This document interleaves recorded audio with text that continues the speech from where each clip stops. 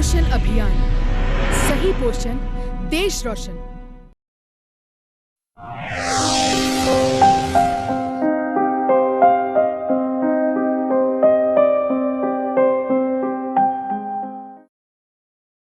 Oh, inside edge. That's nicely played. Enough wood on it to get him a 4. Oh, that's gone up and 6.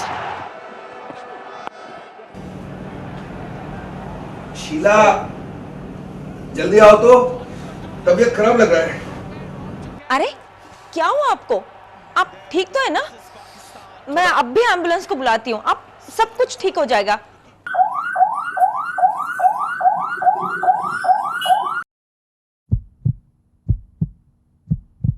आजकल सारी दुनिया में बहुत बड़ी संख्या में लोग किसी न किसी गैर संचारी रोग से पीड़ित दिखलाई पड़ रहे हैं।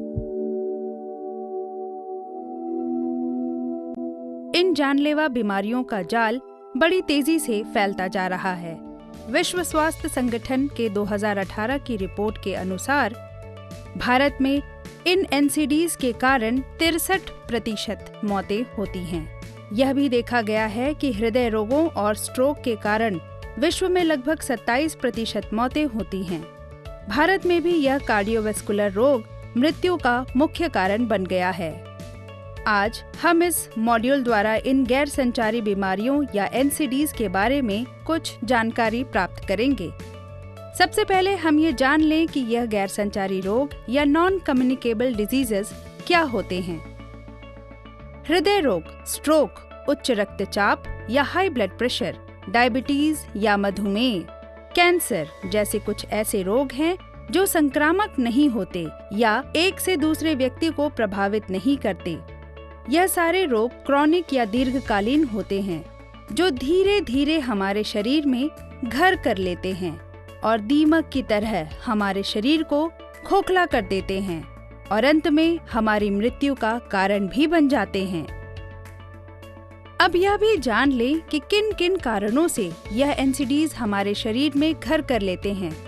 यह है हमारी गलत जीवन शैली, गलत खाने की पद्धतियां, जीवन में शारीरिक परिश्रम का अभाव या नियमित रूप से व्यायाम न करना, अस्वच्छ माहौल, प्रदूषित वातावरण, कुछ जानलेवा आदतें जैसे सिगरेट, बीड़ी, तंबाकू, जर्दा का प्रयोग करना या अधिक मात्रा में शराब, नशीली पदार्थों का सेवन करना।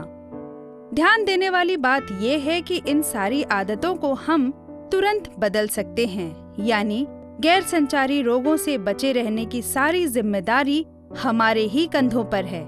इससे पहले कि हम क्या करें और क्या ना करें वाले मुद्दे पर चर्चा करें, हम यह जान लें कि यह जानलेवा रोग क्या है और कैसे हमारे शरीर को हानि पहुंचाते हैं। हमारी अनुचित जीवन शैली और गलत आहार संबंधी आदतों के कारण कई गैर संचारी बीमारियां हमारे शरीर में घर कर लेते हैं।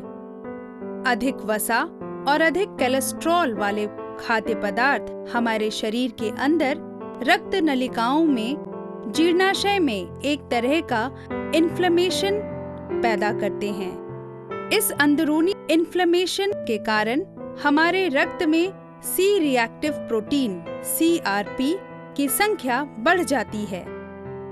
फल, सब्जियों की अधिक खपत से हम इस इन्फ्लेमेशन को नियंत्रित कर सकते हैं और एनसीडी से दूर रह सकते हैं।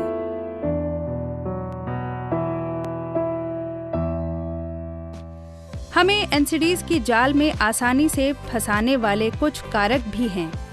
चलिए हम इन्हें जान लें।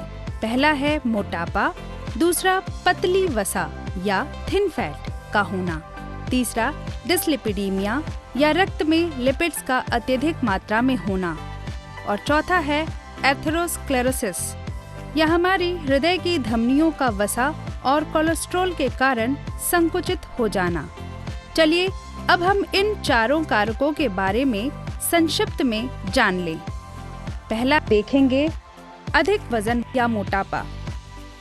मोटापा एक ऐसी स्थिति है जहां हमारे शरीर में वसा अधिक मात्रा में जमा हो जाता है और इस हद तक जमा हो जाता है कि यह हमारे स्वास्थ्य पर प्रतिकूल प्रभाव डालता है। मोटापा का सीधा संबंध ज्यादा खाना खाने और शारीरिक व्यायाम या कसरत की कमी से जुड़ा हुआ है। एक व्यक्ति की बॉडी मास इंडेक्स की गणना वेट को विभाजित करके उसकी ऊंचाई का वर्ग निकाला जाता है। एशियाई देशों में रहने वाले वयस्कों का पोषण स्तर इस प्रकार है। BMI 18.5 से कम होने पर जीर्ण ऊर्जा की कमी हो जाती है। BMI 18.5 से 22.99 होने पर यह सामान्य माना जाता है। BMI 23.0 से 27.5 होने पर ये अधिक वजन की श्रेणी में आते हैं और यह अगर 27.5 से भी अधिक हो जाता है तो यह स्थिति मोटापा माना जाता है। मोटापे का इलाज दीर्घकालिक माना जाता है। विशेषज्ञों के अनुसार हमेशा स्वस्थ और चुस्त दुरुस्त रहने के लिए मध्यम तीव्रता वाले एरोबिक व्यायाम को प्रतिदिन 30 मिनट करने का सुझाव देते हैं। पैदल चलना, साइकिल चलाना, दौड़ना, तैराकी भी अच्छे व्यायाम माने जाते हैं और इनसे मोटापे पर नियंत्रण पाया जा सकता है।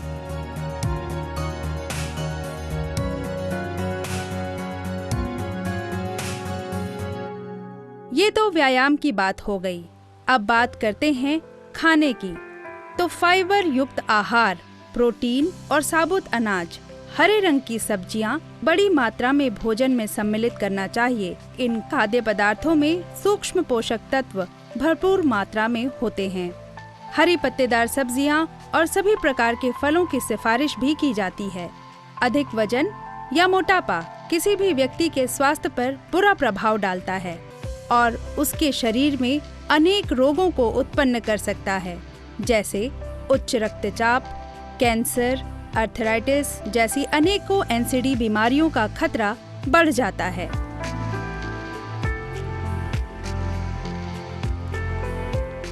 आइए अब हम देखेंगे पतली वसा या थिन फैट। कभी कभी स्वस्थ दिखने वाला व्यक्ति जिसका वजन शरीर के अनुरूप लगता है अस्वस्थ हो सकता है। अगर उसकी खाने की आदत सही ना हो और वो सही मात्रा में व्यायाम या शारीरिक काम ना करता हो तो ऐसे लोग भी स्वस्थ दिखने पर भी वास्तव में स्वस्थ नहीं होते और NCD से जल्दी प्रभावित हो सकते हैं। आंतरिक अंगों में वसा का उच्च मात्रा जमा होना कई बीमारियों को आमंत्रण दे सकते हैं। थिन फैट या पतली वसा मुख्यतः 3 कारणों से निर्मित होती है। 1, अधिक मात्रा में अन्न या सीरियल्स जैसे चावल का ग्रहण। दूसरा, फल सब्जियों नट्स का कम मात्रा में ग्रहण करना। और तीसरा कारण है शारीरिक परिश्रम की कमी।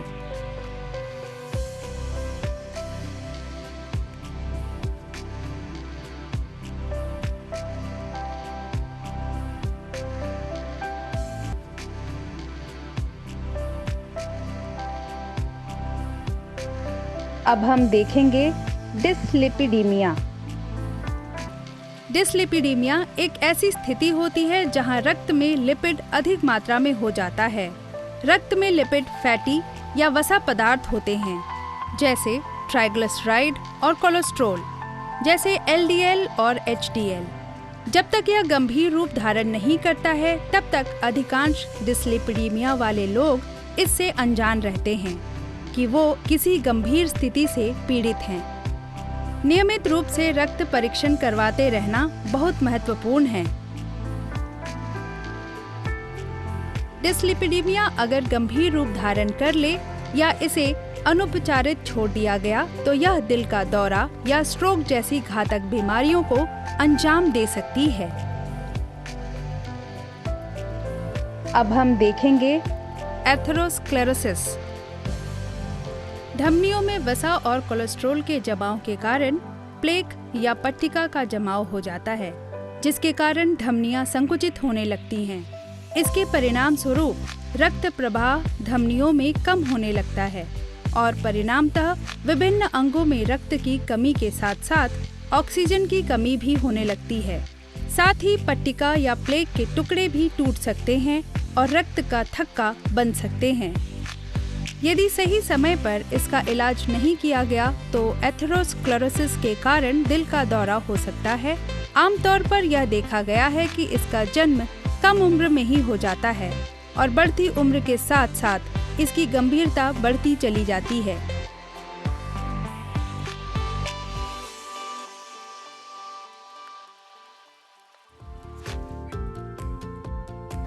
क्या हुआ डॉक्टर साहब? रिपोर्ट्स तो नॉर्मल है ना? कुछ ऊपर नीचे तो नहीं? वेल, नॉर्मल तो नहीं है। ब्लड ग्लूकोज लेवल काफ़ी ज़्यादा है, ब्लड प्रेशर भी ज़्यादा है। मैं कुछ टैबलेट्स लिख देता हूँ, आप इन्हें टाइम पे देते रहना। लेकिन इन दवाइयों के साथ साथ इनको अपनी जीवन शैली में भी बदलाव लाना होगा और जल्द से जल्द ऐसा नहीं हुआ तो काफ़ी गैर संचारी बीमारी जैसे दिल की बीमारी, हाई ब्लड प्रेशर, डायबिटीज़ और कैंसर का खतरा भी बन सकता है। जी डॉक्टर साहब। एनसीडी के जोखिम कारकों के बारे में जानने के बाद आइए हम एनसीडी के बारे में जान लें। पहला देखेंगे हाइपरटेंशन, उच्च रक्तचाप का चिकित्सक शब्द है। उच्च रक्तचाप गंभीर रोगों को जन्म दे सकता है, जैसे दिल का दौरा, गुर्दे की विफलता, स्ट्रोक, आंख में हाइपरटेंसिव रेटिनोपैथिक बढ़ने के कारण अंधापन हो सकता है।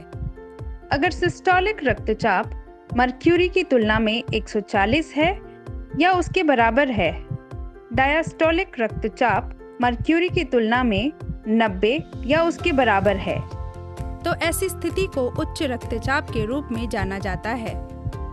उच्च रक्तचाप का सबसे बड़ा कारण है दोषपूर्ण जीवन शैली या जीवन जीने का गलत तरीका।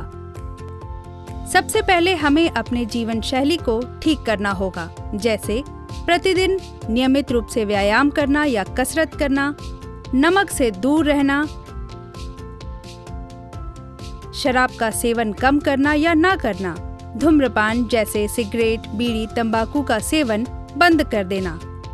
इसके साथ साथ तनावपूर्ण जिंदगी से छुटकारा पाना, योग और ध्यान या मेडिटेशन उत्कृष्ट उपाय है तनाव को दूर करने के साथ साथ एक सफल स्वस्थ जीवन जीने के लिए।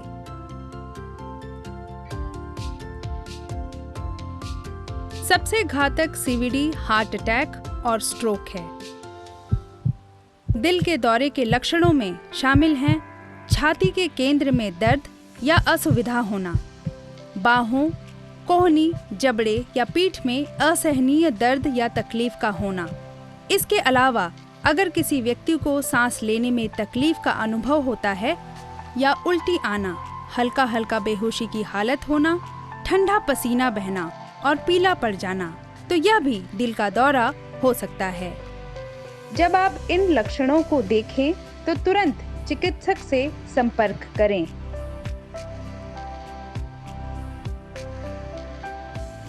स्ट्रोक का सबसे सामान्य लक्षण चेहरे, हाथ, पैर में अचानक कमजोरी महसूस करना है, खासतौर पर शरीर के एक भाग में। अन्य लक्षण जो घातक हो सकते हैं वे हैं बोलने या समझने में कठिनाई, एक या दोनों आँखों से दिखाई देने में कठिनाई, चलने में कठिनाई, चक्कर आना, लड़खड़ाना या असंतुलन हो जाना, बेसुध या बेहोशी की हालत। जिन लोगों को इन लक्षणों का अनुभव हो उन्हें तुरंत नजदीकी चिकित्सालय में देखभाल के लिए ले जाना चाहिए। इंसुलिन एक ऐसा हार्मोन है जो हमारे शरीर में ग्लूकोज को निर्धारित कोशिकाओं और ऊतकों में प्रसारित करने के लिए जिम्मेदार होता है, जो कि पैनक्रियाज या अग्नाशय के द्वारा निर्मित किया जाता है। मधुमेह एक ऐसी स्थिति होती है जब शरीर इंसुलिन का उत्पादन नहीं कर पाता और उसके प्रति अपनी संवेदनशीलता खो देता है।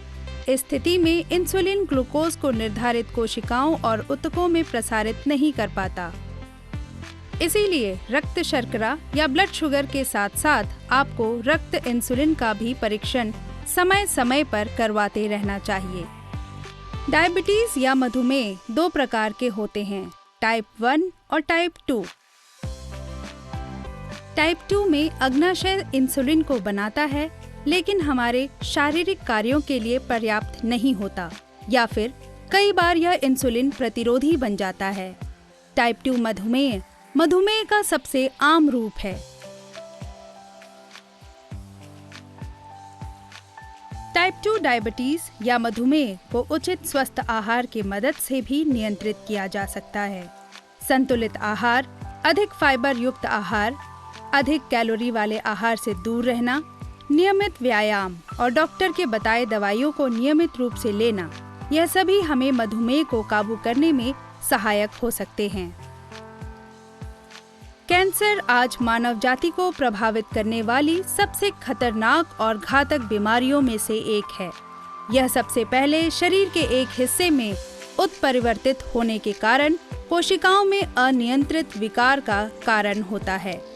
कैंसर एक मल्टी स्टेज प्रक्रिया है, जिसमें ट्यूमर कोशिकाओं में सामान्य कोशिकाओं के परिवर्तन से उत्पन्न होता है।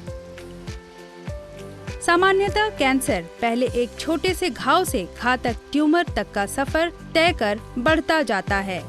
यह परिवर्तन किसी भी व्यक्ति के आनुवांशिक कारकों द्वारा या बाहरी कारकों के बीच टकराव का परिणाम भी हो सकता है, जिसमें शामिल हैं भौतिक कार्सिनोजेनिक जैसे पैराबैंगनी और आयनकारी विकिरण, रासायनिक कार्सिनोजेनिक जैसे एस्बेस्टस, तंबाकू के धुएं के कण, एफ्लोटॉक्सिन जो आहार प्रदूषित करने वाला एक जहरीला पदार्थ होता है, और आर्सेनिक। जैविक कार्सिनोजन जैसे कुछ वायरस, बैक्टीरिया या पराजीवियों के संक्रमण के कारण हमारे शरीर में कैंसर उत्पन्न हो सकता है। विश्व भर में तंबाकू के सेवन मात्र से लगभग 22% मौतें होती हैं। इसी वजह से यह कैंसर का सबसे खतरनाक एजेंट माना जाता है। कैंसर एक ऐसी बीमारी है जो शुरुआत में दिखाई नहीं देता और इसकी अदृश्य प्रकृति के कारण इसका उपचार मुश्किल हो जाता है, और जब इसके लक्षण दिखाई देते हैं तब तक यह अपना विकराल रूप धारण कर चुका होता है और अक्सर बहुत देर हो चुकी होती है। एक स्वस्थ जीवन शैली को नियमित रूप से बनाए रखा जाए तो कैंसर जैसी बीमारी से बचा जा सकता है।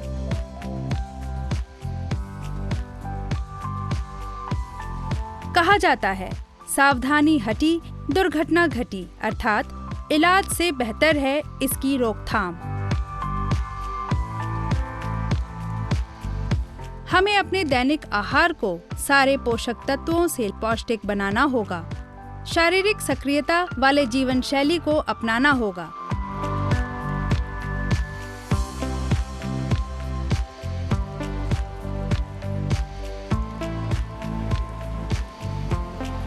तो आप समझ गए ना, इलाज से बेहतर होता है रोकथाम।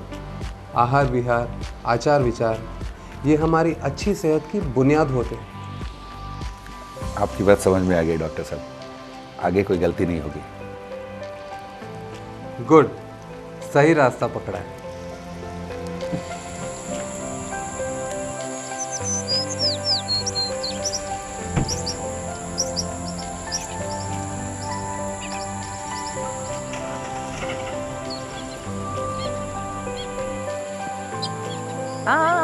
कार कहाँ ले जा रहे हैं? नो कार, चलिए अपनी साइकिल निकालिए। ओ नो, मैं तो भूल गया। आज से नो कार, ओनली साइकिल।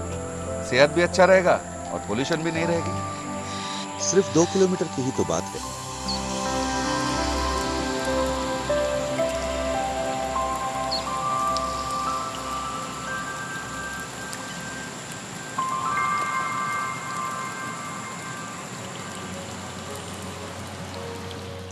हम सभी को सप्ताह में 5 दिन 30 से 40 मिनट तक व्यायाम करना चाहिए। प्रतिदिन 300 मिलीलीटर दूध, दही या मट्ठा लेना चाहिए। साथ साथ 30 ग्राम नट्स जैसे मूंगफली भी लेनी चाहिए। प्रतिदिन हमारे आहार में नमक की मात्रा 5 ग्राम या उससे भी कम होनी चाहिए। तेल, घी की मात्रा को घटाना जरूरी है या 20 ग्राम प्रतिदिन प्रति व्यक्ति से अधिक नहीं होनी चाहिए। अवश्य 6 से 8 घंटों की नींद सुनिश्चित करें। भिन्न भिन्न खाद्य पदार्थों को अपने आहार में सम्मिलित करें। अब कुछ ऐसी बातों पर ध्यान देते हैं जो हमें नहीं करनी चाहिए। धूम्रपान छोड़ें और शराब से दूर रहें। संतृप्त और ट्रांस फैट से बचें, जो कि ज्यादातर रेड मीट, घी, मक्खन, मलाई, गहरे तले हुए फास्ट फूड्स, पैकेज्ड फूड और प्रोसेस्ड आहार में पाया जाता है। अनियमित समय पर भोजन ना करें। अपने आसपास के वातावरण को अस्वच्छ ना रखें। पोषण अभियान, सही पोषण, देश रोशन। भारत की 65% आबादी युवा हैं, जो हमारी सबसे बड़ी संपत्ति और ताकत है। हमारे देश को समृद्ध होने के लिए यह आबादी स्वस्थ होनी चाहिए। दुर्भाग्य से कई बच्चे कुपोषित हैं और कई किशोर लड़कियां एनीमिक हैं। यदि किशोरावस्था की लड़कियां और लड़के अच्छी तरह से पोषित होते हैं, तो वे अपने कौशल, प्रतिभा और ऊर्जा का सही उपयोग कर सकते हैं। वे स्वस्थ और जिम्मेदार नागरिक होंगे और स्वस्थ बच्चों के माता पिता भी होंगे। इस लक्ष्य को प्राप्त करने के लिए पोषण अभियान की शुरुआत की गई। 8 मार्च 2018 को माननीय प्रधानमंत्री राजस्थान के झुंझुनू में पोषण अभियान का उद्घाटन किया।